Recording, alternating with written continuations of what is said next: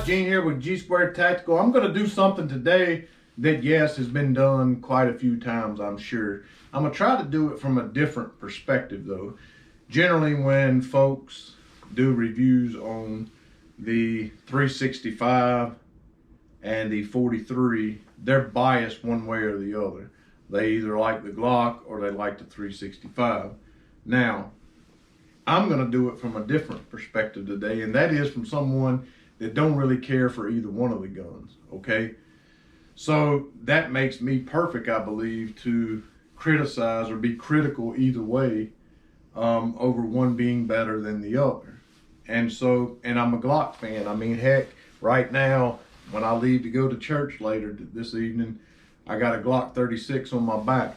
So obviously, I'm not opposed to Glock. There's a Glock 21 on my nightstand. So, you know, if you hear me saying something bad about Glocks, oh man, he's a Glock hater, that's not true, because I know how people get rabid when you talk about their almighty Glocks, H&Ks, or SIGs. None of that today. Just pure, simple facts. This gun was purchased for my wife. It was released. Everybody was like, hey, somebody did something different with Glock. You know, it's a new Glock. A new Glock has came out. New Glock on the streets, you know. And then you get over there and you find out, hey, it's another Glock. It's a miniature Glock. You know, it almost looks like a toy. I mean, it's just another Glock. Now, that's not necessarily a bad thing. Still has the same 5-pound trigger, the same awesome reset and serrations on the front of the trigger. Still awesome performance, no malfunctions, just very reliable. And, you know, hey, it's a Glock, right? But they were trying to scale it down and get in on part of this, you know, micro compact, you know, lineup or whatever.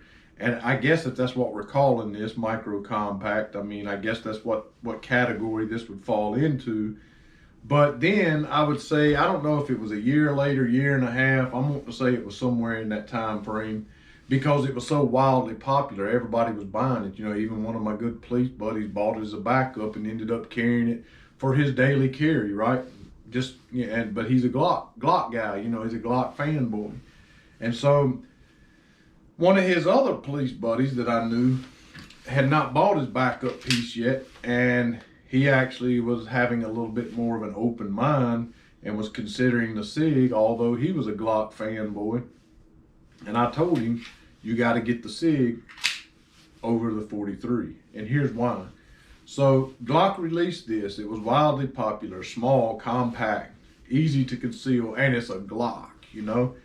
Well, if there was a meme that was associated with what I'm getting ready to say, is about a year and a half later, it's almost as if you can physically see SIG coming along and just slapping them. You know what I'm saying? Like just completely slapping them in the face. Because what SIG did with this gun, and again, as you guys know, as of recent, I prefer Glock overall more than I do SIG. I'm not necessarily a SIG fanboy. I'm not a SIG fanboy at all. There's literally no SIG pistols that I carry. Well, that's a lie. The P938 I carry in my pocket, probably the best pocket pistol man has ever made. However, I'm not a huge SIG person. You'll notice that from the 19X versus the M17 video we just recently put up. But if we're just purely talking about a micro compact trying to compete with a 43 that, you know, was wildly popular at the time, then they absolutely slapped them in the face. They absolutely knocked them out, knocked them on the ground. This became wildly popular, and then Glock comes out with a 43X. I mean, come on, man, it's about the biggest waste of plastic on the planet. Now, a 43X. So you tried to, you know, compete with the capacity in the 365 by making a bigger gun. Like, that makes sense. You know, it makes all the sense in the world, and still had less capacity. The 43X is probably the biggest waste of space on the planet. So, you know, you can leave your dirty comments in the comments section, I guess. But so again, one of the first things that my wife said after she got rid of this, she started carrying a Ruger LCRX revolver, but she said that she preferred the 365 over the Glock 43 because the slide was smoother and easier to manipulate. You have to really put a lot of pressure right there to send the slide home once you slap the magazine in the bottom of the gun. With on the Sig, it's extended off the side a lot more, and that's almost effortlessly to drop the slide. I mean, hardly no pressure whatsoever, way easier to manipulate. Also, she said that it was easier to drop the magazine on the P365, and I would agree. I would not say that it was extended, but I would say that the mag release is better on the 365. You know, I have to adjust my grip a little bit more to drop it on the 43. Okay, then we come up. We got standard night sights on the 365. Standard. Didn't pay extra for them. These guns cost about the same price, very similar MSRPs, if not exactly the same. But we come up here, we got standard night sights on the 365. We got front slide serration, no such thing here. You have to buy a very specific light if you want to put a light or a laser on the front of this 43, right? And it's going to be a weak 100 lumen light. You have a little rail up here, much like you'll see on an H&K, where you can buy aftermarket pieces, and you can put your 350 lumen or whatever this is, a lot more than what I just said, your Valkyrie Mini 2 on the front of this Glock here, and you have, 365, and you have you a nice, very bright flashlight on the front of your gun. Okay, you have to buy a very specific light for the front of the 43 right there. I'm sure that was, you know, intentional, but it's a weak light nonetheless. So we got front slide serrations, we got standard night sights on the Sig, we've got a better takedown, we've got a better slide lock, we got a better mag release, and honestly, if you're holding these guns side by side, and this is without me getting technical. Now, could I pull up technical documents and say, oh, maybe this Glock's a little thinner? Let's just screw all that right now. We're just looking at the guns on the table, so to speak.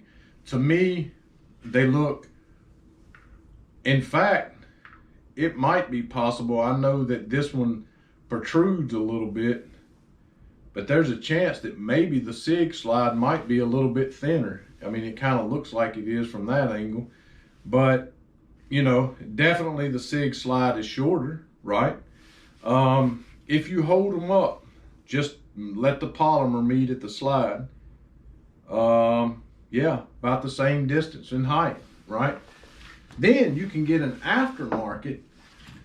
It comes with two 10-round flush mags on the 365, but you can get an aftermarket 12-round mag, slap in your 6-round mag in the Glock here, and hold them up side by side. And you know, where the polymer meets the slide, just hold them up there.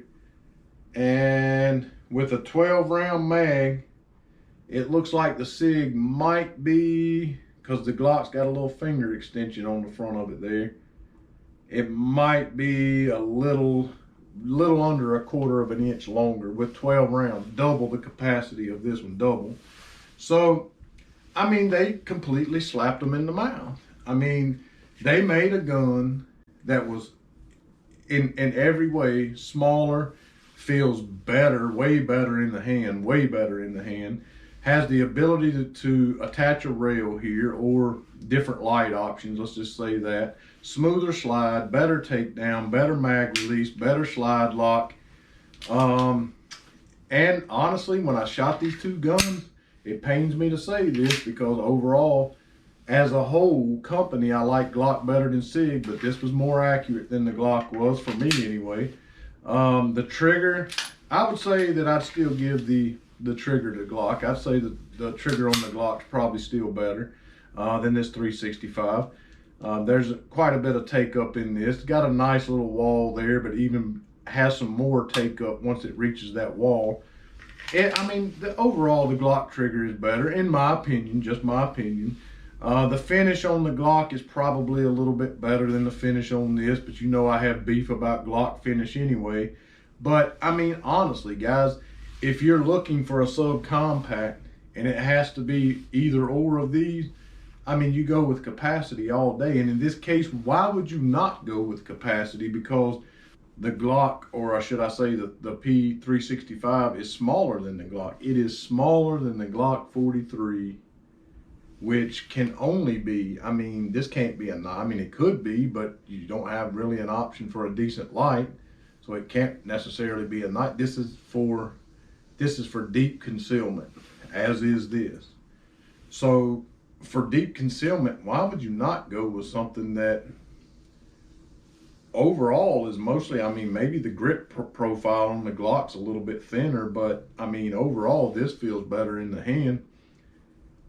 And it has double the capacity with a 12-round mag. And even with the flush fit mag, it's 10 rounds, even better. Because with the flush fit mag on this and the one with the finger extension in the Glock, then that means the Sig height is shorter. So overall, mostly it's just smaller. And you get nearly double, if not double, the capacity. So yeah, I mean, from a perspective of someone that, you know, is not a fan of either one of these. I don't carry either one of these guns. In fact, I've tried to sell this one recently. And I would sell that one too if it wasn't my wife's, but if it wasn't her first pistol. So yeah, no, I mean, 365 all day. And I don't, you know, it kind of surprises me that I'm saying that. And I just kind of gave you a few of the reasons why, but yeah, I think they're very, very good reasons. Anyway, I hope it was enjoyable for you today. Please make sure you hit that subscribe button under the video. Hit that thumbs up. The only way we can keep continuing to do this. Thank you guys for watching today.